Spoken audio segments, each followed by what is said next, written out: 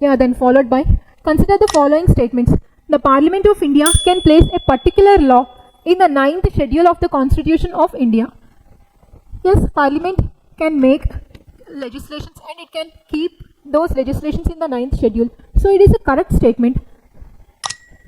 So let's cancel these two options. Followed by, the validity of law placed in the 9th schedule cannot be examined by any court and no judgment can be made on it. Don't you think so? It is an extreme statement, and let's have a brief background of this 9th schedule. Because initially, the first Amendment Act brought by the Government of India on 1951, which has brought the 9th schedule. And why the Government of India, through this Amendment Act, initially during the commencement of the Constitution, it has made an amendment to Constitution and brought the 9th schedule. It is because there are so many glitches that Government of India had come across.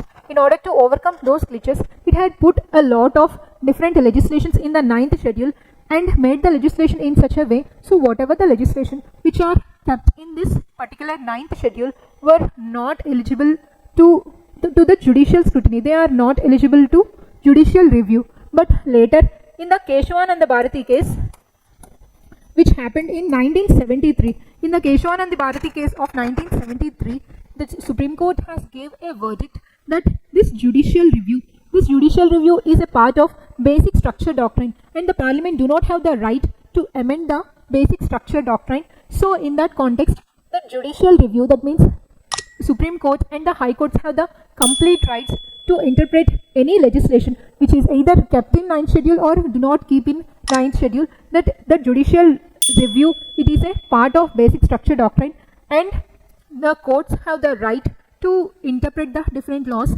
kept in the 9th schedule. Whereas again in the IR Coelho case,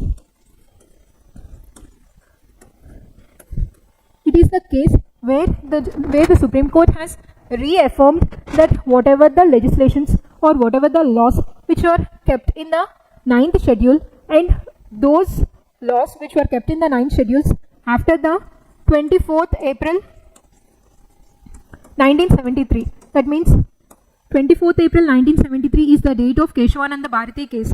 So where it has mentioned that the judicial review is a part of the basic structure doctrine. So whatever the legislation which are kept in the 9th schedule will be referred or meant for the judicial scrutiny after the 24th April 1973. That is, after 24th April 1973, whatever the legislations which were kept in the 9th schedule were completely eligible for the judicial scrutiny. So in that way, the validity of law placed in the 9th schedule cannot be examined by any court and no judgment can be made on it. So here the statement was telling that the judicial scrutiny is not eligible. That means there is no judicial scrutiny or the judicial review is required for those laws which were kept in the 9th schedule. So it is an incorrect statement. So second one is the wrong. Option A is the only correct statement.